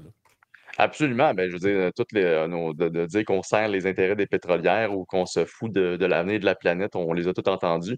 Ouais. Nous, As-tu on a reçu ton surtout chèque des parce que je suis sûr que ça aussi, là, tu dois être payé. Nous autres, on est payé par les pétrolières, ça fait longtemps, tout le monde nous le dit. Là, fait que, on n'a pas reçu le chèque encore, il doit s'être perdu dans le mal. Là, mais, écoute, si j'étais payé par les pétrolières, je peux te garantir que j'habiterais pas à Laval. Mais ceci étant dit, Tu dis ça. mais Tu dis ça, mais c'est peut-être un plan machiavélique pour pas qu'on te sniffe que tu es vraiment Ce à podcast a l'orteil. été présenté par Shell Corporation, Valero et ExxonMobil. Merci mais d'appuyer ces géants du pétrole. Mais écoute, moi, j'ai juste une question pour toi parce que ça, c'est la question. Moi, je sais qu'on en parle souvent ici. Quand tu regardes le textbook en économie sur la taxe carbone, moi, je suis favorable à une taxe carbone si tu suis ce que les textbooks disent, c'est qu'après, tu dois baisser toutes les autres taxes. Toi, dans ta position, est-ce que ça, quand tu dis ça, quand tu soulignes qu'il est supposé avoir pas des rabais, pas des chèques qui sont envoyés aux gens, mais vraiment des baisses d'impôts, que tu enlèves d'autres distorsions ailleurs dans l'économie, est-ce que ça, tu dis ça ou est-ce que tu le dis pas parce que les journalistes ne comprennent pas ou qu'il n'y a juste aucun intérêt pour ça? ben, nous, ça a toujours été une position qu'on défend à la FCC, c'est qu'on est contre l'application de la taxe carbone depuis aussi longtemps qu'elle est appliquée parce qu'elle prive les entreprises, comme les ménages, d'une marge de manœuvre qui pourrait être utilisée autrement, justement à des fins écologiques également. C'est-à-dire que les entreprises au Canada qui sont soumises à une taxe carbone versus les entreprises américaines, au Canada, on remarque que ça affecte énormément le réinvestissement dans la recherche et le développement des entreprises qui sont taxées sur le carbone. On peut s'imaginer également que les gens en général, si ils sont taxés sur le carbone au Québec, je veux dire, c'est quand même, veux pas, un poids c'est de l'argent qui est pris dans leur poche qui peut pas être investi ailleurs. Je suis pas non plus opposé à un système de plafonnement et d'échange. Je préfère ce modèle-là qu'à une taxe fédérale qui est appliquée avec des standards universels où est-ce que c'est Ottawa qui colle la shot puis les régions doivent s'arranger avec la facture. Je préfère l'approche québécoise sur cette question-là, puis c'est quand même particulier parce qu'au Québec, on pourrait éventuellement perdre notre modèle, ne serait-ce qu'à cause de l'imposition des standards du gouvernement de Justin Trudeau. Donc, veux pas, je reste assez intéressé à la question du carbone. Je me souviens, j'avais déjà une discussion avec justement des joueurs dans le domaine des hydrocarbures il y a quelques années qui m'expliquaient qu'au début, il y avait un problème avec la question du carbone parce qu'ils voyaient juste ça comme un coût. Mais si tu vois ça comme un marché, où est-ce que les gens vont vraiment faire de l'échange par exemple, des parts de carbone, ou est-ce qu'on va vraiment avoir des incitatifs pour vraiment encourager les entreprises à acheter du carbone et à capter le carbone puis à le recycler, et cetera, et donc être en mesure d'ajouter une valeur plus à leurs opérations à partir de cet effort écologique, bien là, la game change. Puis il y a carrément des entreprises gazières qui sont très pro-taxe carbone ou est-ce qu'ils sont en faveur de mécanismes qui permettent de créer ce marché où est-ce que ça met des Mhm. incitatifs pour eux. Mais en contrepartie, le problème qu'on a en ce moment au Canada et au Québec, c'est que la taxe carbone, elle vient pas, comment dire, remplacer d'autres taxes. Elle sert pas vraiment d'incitatif. La preuve étant que Elle s'ajoute. le directeur parlementaire du budget à Ottawa, il a révélé à plusieurs reprises, contrairement à ce que le gouvernement canadien essaie d'avancer, Stephen Guilbeault et Justin Trudeau, que les Canadiens payent plus. Ils ont, malgré le système de rebate là, ou de rabais qu'ils reçoivent pour le carbone qu'ils payent, ils sont perdants au change. C'est-à-dire que ça vient juste s'additionner sur l'ensemble des autres charges fiscales auxquelles ils sont soumis. Donc, en ce moment, la taxe carbone, elle fait juste appauvrir. Puis, est-ce qu'elle rend l'environnement plus. Mais dans un meilleur état au Canada, présentement, ce n'est pas observé du tout. Je veux dire, la province qui paye le plus de taxes carbone, c'est la Colombie-Britannique. C'est aussi la province qui a vu le plus ses émissions augmenter au courant des 20 dernières années. Et en contrepartie, la province qui en payait le moins, qui est la Nouvelle-Écosse, puis maintenant qu'ils sont rendus avec un prix ajusté, ben c'est elle qui avait vu le plus ses émissions se réduire. Donc, il n'y a pas vraiment de corrélation qu'on peut établir entre l'effort environnemental ou l'objectif environnemental de dire, OK, on réduit nos émissions grâce à une taxe sur le carbone parce que ça nous permet de forcer, dans le fond, les gens à faire des choix qui vont être moins polluants. Mais ça n'a pas été encore observé au final. Puis pour venir à ce que tu disais, Frank, tantôt, je veux dire, oui, on parle de voitures électriques d'ici 2030, mais les gens, en ce moment, ont de la difficulté à s'acheter une voiture usagée. Fait que j'ai de la difficulté à m'imaginer comment eux, ils vont pouvoir s'acheter une voiture électrique Ah non, d'ici les 4-5 absolument. prochaines années avec le contexte actuel. Écoute, je parlais avec un constructeur automobile il n'y a pas si longtemps que ça et il me disait qu'ils ont remboursé, ils ont en fait contacté tous leurs clients qui avaient commandé des voitures électriques, qui sont sur une liste d'attente et leur ont dit, écoutez, on n'a aucune idée quand est-ce qu'on peut vous livrer. On annule tout ce qui a été signé. Puis si vous êtes intéressé par un véhicule normal ou peut-être hybride, selon ce qu'on a, on vous rappelle. Ça, c'est des gens qui étaient depuis 2 ans et demi sur une liste d'attente pour avoir une Leaf ou je sais pas trop quoi. C'est pas Leaf parce que c'était pas Nissan où j'étais, mais vous comprenez l'idée, là, d'avoir une voiture électrique là, dans l'entrée de gamme, ce qui signifie minimalement 40-45 000. Là. Fait que, tu sais, c'est complètement illusoire leur affaire. Je ne sais pas dans quel monde ils vivent, là, mais actuellement, même ceux qui en veulent ne peuvent pas en avoir. Donc, ceux qui en veulent pas, on n'est vraiment pas rendu là. Mais tu sais, la question qu'a soulevée Vincent, puis ta réponse, ça illustre un peu ce qu'on avait déjà jasé par rapport à d'autres sujets, notamment, mettons, le revenu minimum garanti. Tu sais, tu as des libertariens, mettons, plus hardcore, qui défendent cette idée-là, mais parce que la vraie version du revenu minimum garanti, c'est OK, on instaure ça, mais chômage, aide sociale, toutes les autres patentes étatiques de programmes de soutien, ils vont être choppés. Puis maintenant, ben, il va avoir ça unique pour tout le monde, puis ça réduit la bureaucratie, c'est super facile à administrer tout ça. Mais les gens de gauche qui reprennent cette idée-là, eux autres, c'est pas pour dégraisser toute la patente puis mettre juste un programme au lieu de 1000 programmes. C'est 1000 programmes plus le revenu minimum garanti. C'est ça que le NPD, entre autres, mettons, propose. En tout cas, ils l'ont déjà proposé. Je ne sais pas s'ils le proposent encore. Mais donc, la taxe sur l'essence, c'est un peu la même chose. La taxe sur le carbone, c'est un peu la même chose. C'est que ce textbook, Vincent nous l'avait déjà expliqué, ça sert à faire. Tu fais payer le coût de l'externalité négative, mais la contrepartie de ça, c'est que tu baisses d'autres taxes qui sont jugées plus régressives ou inégales ou contre-productives. On a 3 paliers de gouvernement. On est rendu à 8 taxes différentes sur l'essence. Tu sais, un moment donné, là. C'est de la créativité mais taxatoire Yann, la à un crise moment donné. climatique, la planète bouille. Non, On non, va je tous sais, là, mourir demain. mais je veux dire, ce sont 3 paliers. Faut Là, que tu à un manges moment plus de donné. luzerne, Yann.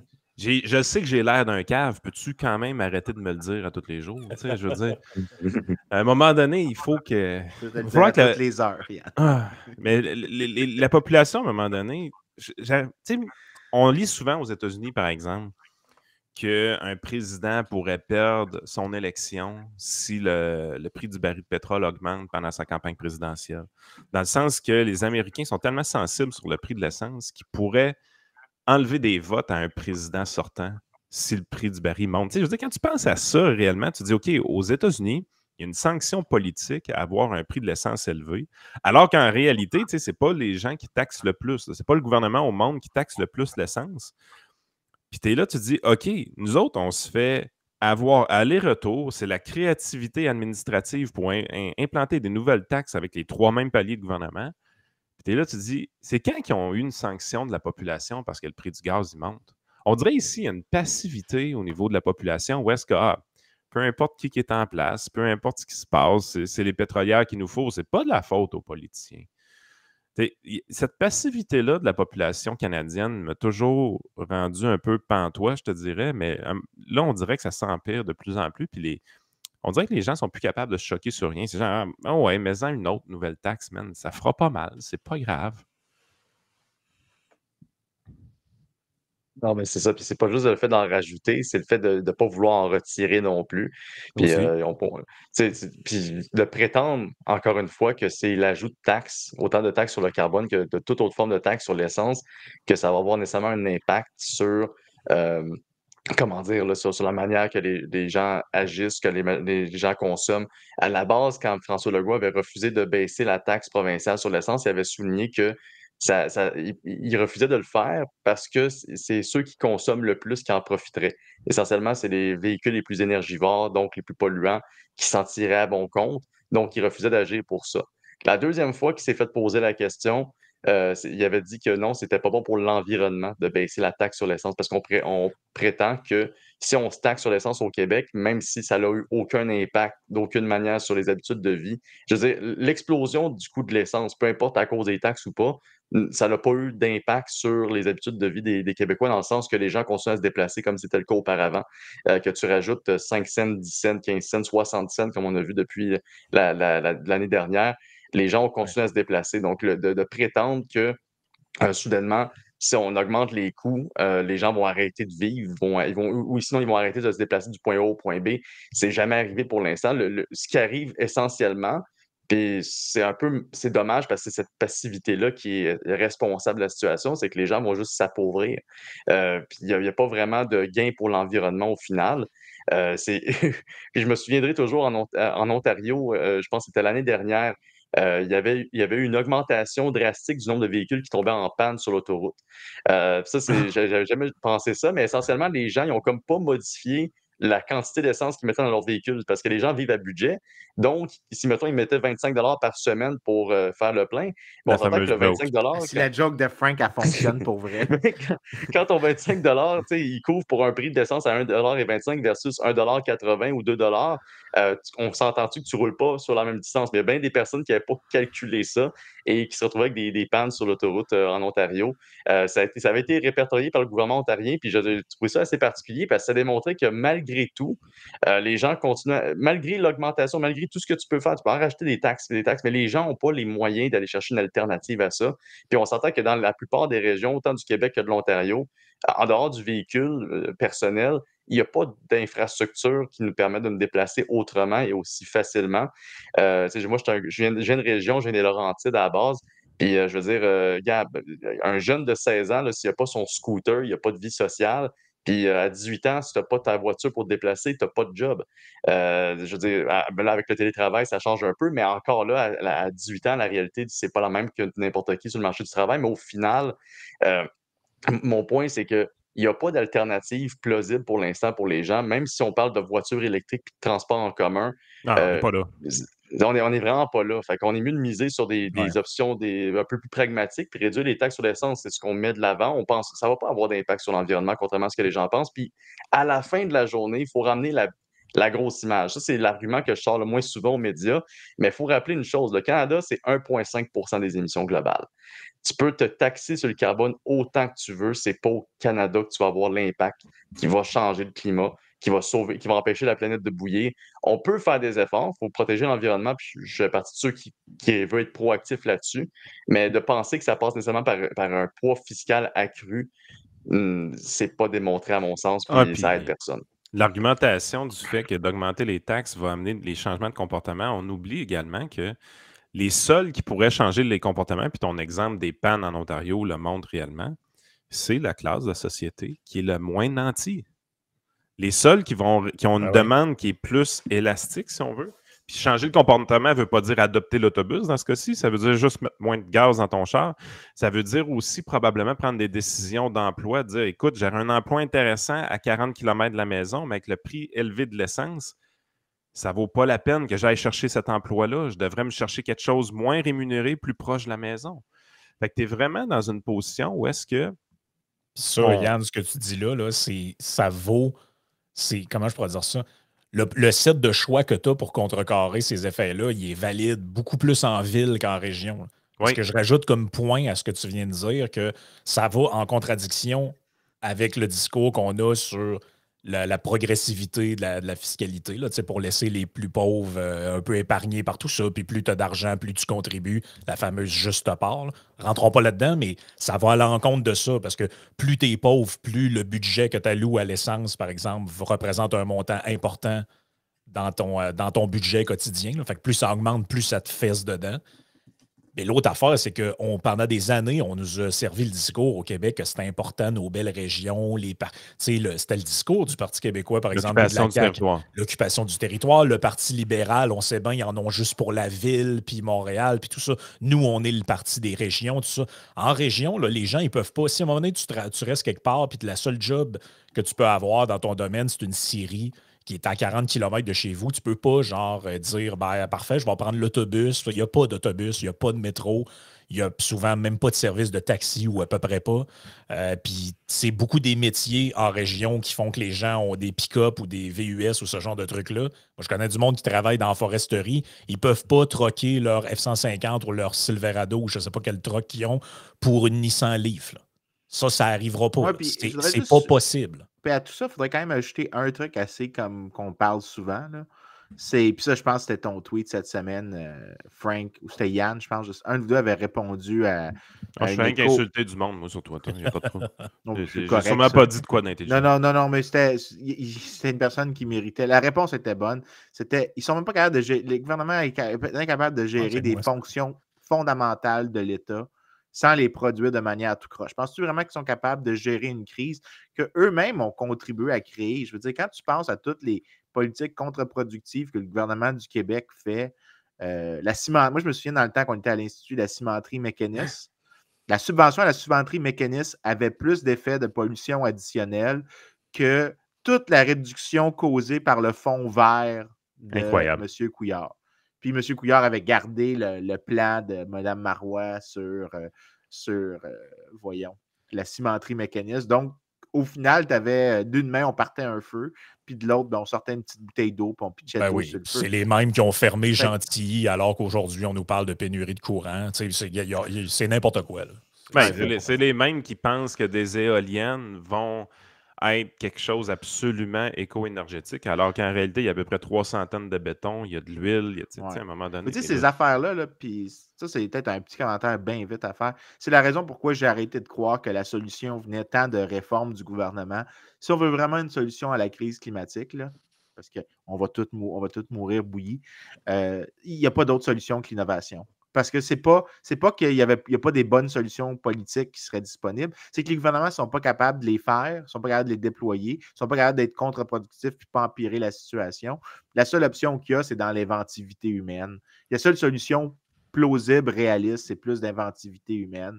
Puis, dans ce cas-là, ça veut dire de réduire les barrières à l'innovation, notamment baisser des taxes, baisser de la réglementation. Puis, malheureusement, je pense que c'est la seule porte de sortie viable pour éviter certains coûts du réchauffement climatique. Malheureusement, Vincent, ça passe par du capitalisme. Parce que pour de l'innovation, tu as besoin de capital. Si tu vas dans certaines villes du monde, tu vois c'est quoi le moteur roue? C'est le moteur roue, Yann. Le moteur roue. Tout le monde le sait que la Lada, c'est le meilleur char au monde. Mais quand tu vas dans certaines villes du monde, tu vois que l'augmentation, par exemple, de l'offre de transport en commun, elle vient essentiellement de trucs privés comme justement les Uber, les Lyft qui sont arrivés, qui fait à toute fin pratique, c'est une forme d'offre de transport en commun qui est arrivée. Tu as même, dans plusieurs villes européennes, tu as les Uber Boats. Donc, c'est des bateaux qui se promènent sur les cours d'eau que tu peux te déplacer d'une place à l'autre. Mais y a-tu pensé, Frank, comment. Tu sais, il ne faut pas oublier une chose aussi dans notre parc automobile au Québec. Il y a beaucoup de rouilles qui se passent à cause des abrasifs qu'on met sur les routes, et ainsi de suite. Mais tu sais, quand tu arrives et tu vas porter une auto à la fourrière qui a à peine 150 000 km, mais qui est tout pété parce que la rouille l'a bouffé carrément, c'est pas aussi efficace d'un point de vue environnemental que quand tu vas porter un bon vieux Toyota Camry qui a fait du taxi terrible, puis qui a fait 700, 800, 900 000, des fois même 1 million de kilomètres, puis que là, il est fini d'une certaine façon. Uber, ce qu'il venait apporter, c'était la possibilité d'utiliser des automobiles existantes en place, puis d'augmenter le millage sur ces automobiles-là, puis de les utiliser de manière plus efficace grâce à l'économie de partage. As-tu la fête qu'on a faite envers Uber? C'était hallucinant. Là. Pour protéger l'industrie du taxi, ça a été hallucinant. Là. Moi, je dirais aux gens comme le monsieur là, qui parlait dans l'article, Pierre-Olivier ou Pierre-Marc Pinault, je ne sais plus trop son nom. Là. Il dit si on baisse les taxes, ça va encourager les gens à ne pas se débarrasser de leur véhicule à essence puis d'en acheter un électrique. Excuse-moi, c'est pas ce qu'on appelle l'obsolescence programmée, ce que tu essaies de faire là? Ouais, puis c'est pas une bonne nouvelle de se débarrasser d'une voiture à essence qui n'a pas été assez utilisée. Là. C'est ce que c'est ça que j'essaie de dire, c'est que ce sont les premiers à dire que les entreprises essayent de faire des trucs plus ou moins éthiques pour forcer les gens à se débarrasser de trucs encore bons pour de la surconsommation. Ouais, Chris, c'est ce que vous faites avec vos trucs financiers. Il y a aussi un truc qui me tape sur les nerfs, là, puis on est en train d'un peu de divaguer, là, mais chaque fois qu'ils parlent de comment les automobiles électriques sont moins polluantes que les automobiles conventionnelles, ils ont raison dans le niveau de production actuel qu'on a de ce type de voiture-là. Par contre, l'extraction du nickel, l'extraction des ressources nécessaires pour construire les batteries ne se scale, je ne sais pas comment dire en français. Scalable. C'est pas aussi scalable que le pétrole. Les batteries sont beaucoup plus difficiles à gérer. La disposition des batteries, le storage des batteries, c'est pas la même chose. Fait que si tu voulais augmenter, si tu devais remplacer immédiatement la flotte d'automobiles conventionnelle par une flotte entièrement électrique, mettons qu'on faisait ça overnight, je te garantis qu'il n'y a probablement pas d'effet net sur la pollution. Tout simplement parce que ce n'est pas aussi scalable. Il faudrait que tu trouves des dépôts de nickel qui sont plus difficiles d'accès, qui nécessitent plus de pollution, alors que le pétrole, généralement, maintenant, les sources sont beaucoup moins difficiles à accéder. N'importe quel véhicule automobile, quand tu en fais le design, ça coûte extrêmement cher. Tu veux redesigner un prototype, tu vas mettre beaucoup d'argent, puis éventuellement, tu vas produire ta première unité. Fait que produire la première unité d'un véhicule automobile, ça coûte extrêmement cher à cause de la recherche et développement. À fur et à mesure que tu ajoutes des unités, donc la scalability, si on veut, ben c'est là que tu réduis le coût de ce véhicule-là à un point où est-ce que plus tu en vends, donc plus tu obtiens du volume, plus le coût baisse pour le consommateur parce que la portion fixe de recherche et développement peut être distribuée sur beaucoup plus de véhicules à ce moment-là. Donc, n'importe quel véhicule à essence, c'est ce qui se produit. Donc, la production de masse amène la baisse des prix. Pour n'importe quel véhicule électrique, c'est pas ça qui se produit. Parce que l'augmentation de la production de masse des véhicules électriques amène une contrainte au niveau des ressources naturelles nécessaires pour le fabriquer, provoque une hausse des prix des ressources et fait en sorte que produire une unité de plus à un certain moment donné vient qu'à coûter plus cher que l'unité précédente. C'est juste que présentement, la fonction, il y en a tellement pas qui sont produites relativement au reste que tu ne vois pas les effets, mais ça ne veut pas dire que ça se scale aussi bien. Parce que faut quand même te rappeler un truc. Si ça se scalait vraiment bien, on le ferait déjà. Les entreprises ne laisseraient pas des ressources plus cheap à utiliser, qui produisent à des prix plus bas pour vendre plus d'unités. Ils ne laisseraient pas ça passer. Ben oui, c'est clair. Fait que, tu sais, au final, en tout cas. Écoute, on a dérapé un petit peu vers la fin, mais oui, c'est ça, faut tout expliquer. Je vais me calmer parce que je suis en train de me pomper, puis là, Yann a l'air trop content, puis là, ça me fait fâcher de voir Yann heureux. J'aime pas ça, un Yann heureux, moi. Faut faire attention au cœur de Vincent. Là. Il se pompe. Quand il se pompe, ça peut être dangereux. Aujourd'hui, il est en punition dans la chambre à la maison. Sa blonde, elle l'a mis dehors de la cuisine. Ben non, ma blonde est en visite au Québec. Je suis tout seul à la maison. Ouais. C'est un cœur solide. Je sais pas quoi faire. C'est toute ma liberté. Là. Elle a vraiment pas peur que tu trouves une autre fille. Hein? Non, vraiment pas. Je veux dire, l'être comme je suis, c'est tout à fait raisonnable. Bon, OK. Là, c'est vrai que ça dérape, c'est le temps de closer. Écoute, Nicolas, merci d'avoir été avec nous autres puis d'être venu nous parler de ce 25e rapport sur la taxe sur l'essence. C'était vraiment intéressant d'avoir toutes ces informations-là. Les gens qui veulent suivre votre actualité, ils peuvent te suivre sur les réseaux sociaux aussi, mais mettons, la Fédération canadienne des contribuables, le meilleur moyen pour vous suivre, pour vous supporter, tout ça, c'est votre site web, c'est vos réseaux sociaux, Oui, essentiellement, ben là, on va oublier Facebook parce que c'est plus difficile de partager notre stock là-dessus, mais essentiellement, oui, la page contribuable avec un S.ca, c'est notre page web pour vous inscrire à notre infolette, c'est gratuit, puis dans le fond, ça nous permet aussi, nous, d'avoir plus de supporters et de vous interpeller sur différentes de nos activités. Sinon, je suis assez présent sur Twitter également ou X. On a aussi une page YouTube, Fédération canadienne des contribuables, où est-ce qu'on met nos vidéos. Donc, on est à peu près sur toutes les plateformes, puis on compte augmenter notre présence au fur et à mesure. Puis ça me fait toujours plaisir. Là. Merci beaucoup pour l'invitation encore une fois. Merci d'avoir été là. Merci tout le monde. On se reparle dans le prochain épisode.